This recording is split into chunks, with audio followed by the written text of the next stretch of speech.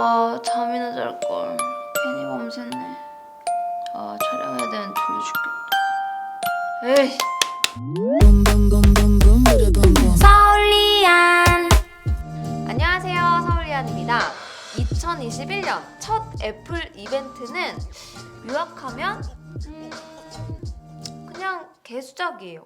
맥이나 아이패드에 입문을 하고자 하는 처음 사용하시는 분들에게는 혹할 만한 업데이트였지만 애플은 결국 M1과 아이패드 OS에 대해 갖고 있는 의문점을 하나도 해결해주지 않았습니다.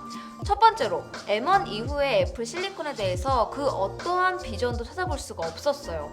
작년 6월에 2년 내 맥 OS를 X86 기반에서 완전히 ARM 기반으로 전환하겠다고 발표를 하고 난 뒤에 이제 절반의 시간이 흘렀는데도 M1을 이용한 리뉴얼 외에 프로급 디바이스에 대한 내용이나 디바이스는 아니더라도 애플 실리콘에 대한 로드맵도 찾아볼 수가 없었습니다. 일단 iMac은 M1 맥미니의 24인치 4.5K 디스플레이를 달아놓은 버전이에요. 물론 신기한 기술 많죠. 특히 저 얇은 두께에 도대체 어떻게 했길래 스튜디오 레벨 사운드라고 소리를 하는 건지, 그리고 그 포스 캔슬링 우퍼가 얼마나 진동을 잡아주는지도 확인을 하고 싶고, 파워 케이블이 마그네틱 타입으로 바뀌고 어댑터에 이더넷 연결하는 포트가 생겼는데 그런 파워 케이블 쪽 포고핀을 이용해서 데이터가 얼마나 이동할 수 있는 건지, 이런 궁금증 정말 많이 생겨요. 그런데 그래서 이걸 사고 싶다? 전혀 아닙니다. 성능은 M1 맥북 프로와 M1 맥미니에서 하나도 더 기대할 게 없고요. 24인치라는 그 애매한 사이즈는 어차피 옆에 모니터 하나 더 놔야 되는데 자리만 차지하고 도움이 될 게 없습니다.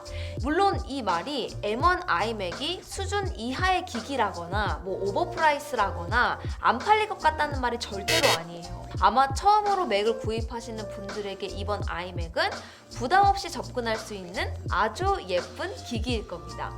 그런데 우리가 iMac에 기대하는 바는 맥북 프로의 휴대성이 필요 없을 경우에 거치형으로 두고 쓸 더 나은 성능의 일체형 데스크탑을 원하는 건데, 그냥 잘 만들어 놓은 그 M1 칩을 레버리지하기 위해서 얇고 예쁜 디자인으로 팔아보겠다는 것밖에 안 되는 것 같아서 좀 실망이 커요.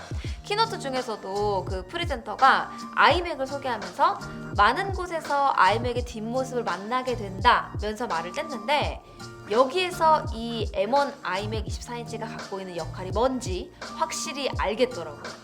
정확하게 묻고 싶어요. M1으로 프로세서와 메모리와 그래픽까지 통합한 거? 이 정도 가격에 이 성능과 크기를 생각하면 무조건 잘한 일이죠. 그런데 M1이 되면서 메모리 옵션은 더 비싸지고 더 폐쇄적인 하드웨어 생태계로 들어가는 만큼 프로 시장에서도 먹힐 만한 애플 실리콘의 성능이 담보가 되는 건가? 이것에 대한 대답이 필요한 시점입니다.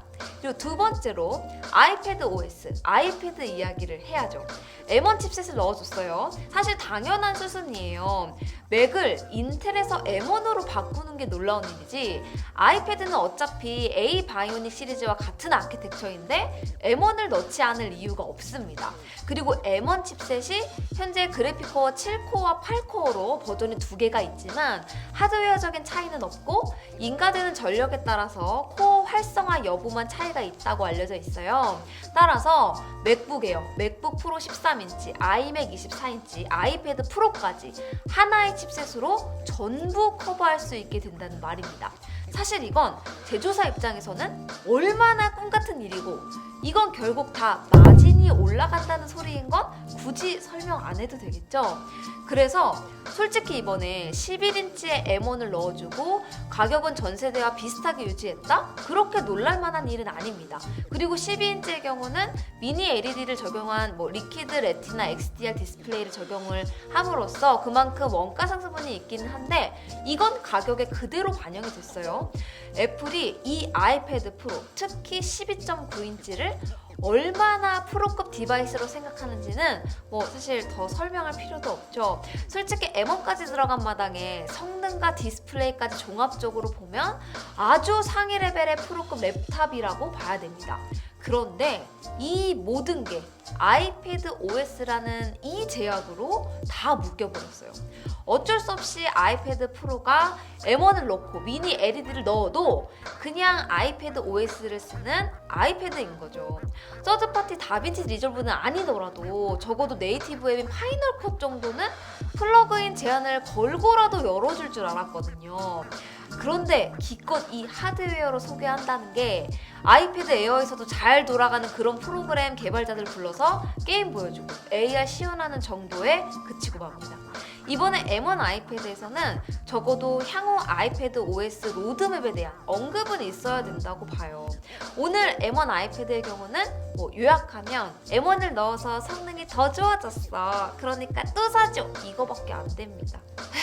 앞에서 M1 아이맥을 소개할 때 iOS, 아이패드 OS와 아키텍처가 같아서 앱을 실행할 수 있다 하고 굳이 보여주면서 강조했잖아요. 이미 ARM 아키텍처로 이전이 완료된 네이티브 앱들은 이제 슬슬 풀어줄 준비를 해야 할 때가 아닌가, 이 부분에서 아쉬움이 굉장히 많았습니다. 사실 이번 애플 이벤트에서 애플이 대답해야 되는 가장 중요한 현안 이슈들을 모른 채 하고 M1을 레버리지할 속셈만 재차 확인한 셈인데요.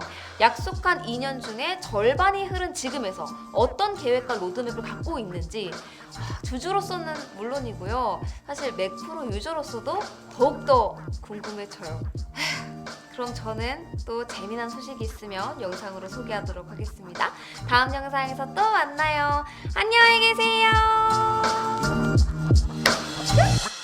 그래도 애플은 내가 믿는다. 애플 주식은 다음 이벤트까지는 존버해봐야겠다. 애플 잘해라.